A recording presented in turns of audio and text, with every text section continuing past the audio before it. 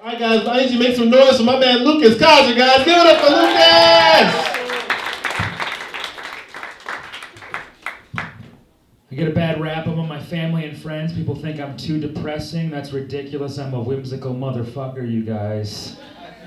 In fact, I recently took an online quiz and I found out the Disney character that I most resemble is, in fact, deceased Walt Disney.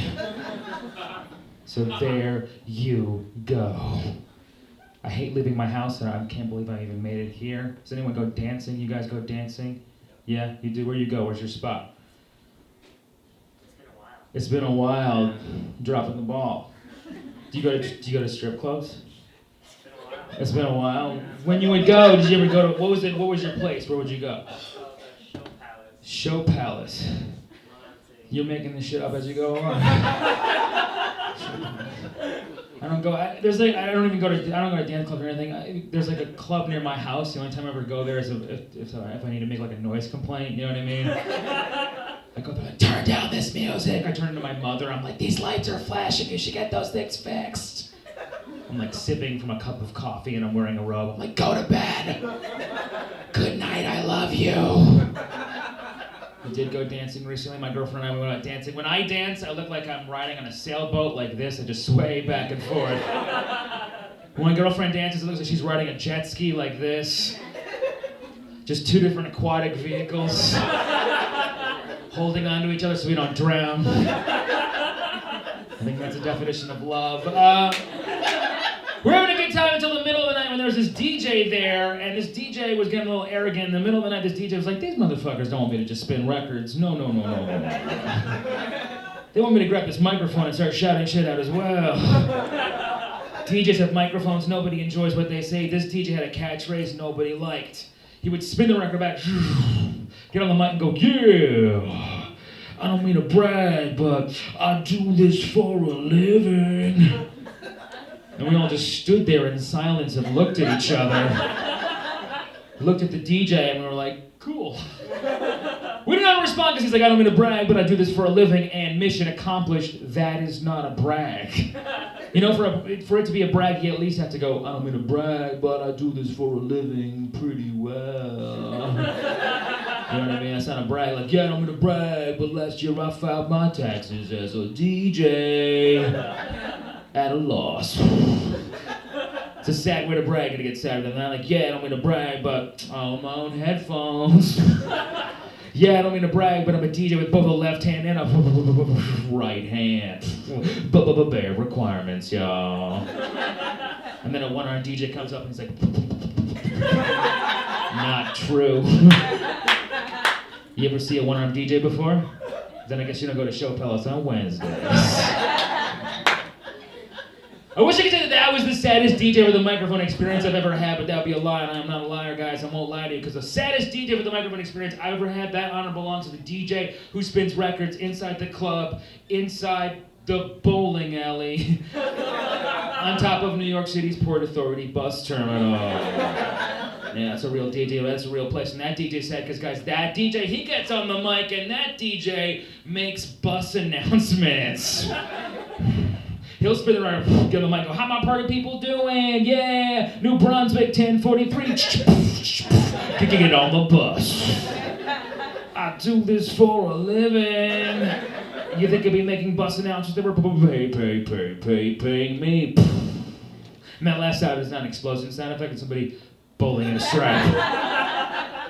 I was Googling the name Beyonce the other day because it was Tuesday and that's what us ladies do, am I right? Yeah. Found out where Beyonce's name comes from. About to tell you, about to blow your mind. Beyonce's name comes from her mother because Beyonce's mother's maiden name is actually Tina Beyonce. Yeah, she named her own daughter after her own maiden name, which is a common practice among egomaniacs. Now, my mother was an egomaniac too, but I'm lucky she didn't name me that very same way because my mother's maiden name was Kathy Hack, and Hack Kaiser is a terrible name for a stand-up comedian. And Hack Kaiser is an excellent name for a serial killer. So I think we all dodged a bullet with that one, you guys. My mom was a goofy gal when I was growing up. She was a trust fund kid, she was a yoga instructor, and she was the only white member of an African dance troupe. So basically, in a nutshell, I was raised by gentrification itself. Hanging out with my friends. I hate my friends. I know my friend Drew the other day. He gets too drunk, too crazy. We were hanging out. After a little while, he's drinking. He looks at me. He smiles. He goes, "Hey, Lukas, this whole balding thing." And he hits my head 3 times. And he goes, "You're really going for it." And I started to cry. I was also confused because he said going for it, and I don't know if you guys know how balding works. Going for it implies I had a choice in the matter, which I did not. It's not like I went to a barber and I was looking at a mop top or a buzz cut, or you know what, give me the schizophrenic mathematician. Give me the saddest rabbi in all of Crown Heights, por favor. Give me the vice principal, please. I didn't come up with that name for this hairstyle, the vice principal. That was coined by a group of kids who cornered me on the subway one night. I just started chanting, "Vice principal! Vice principal!"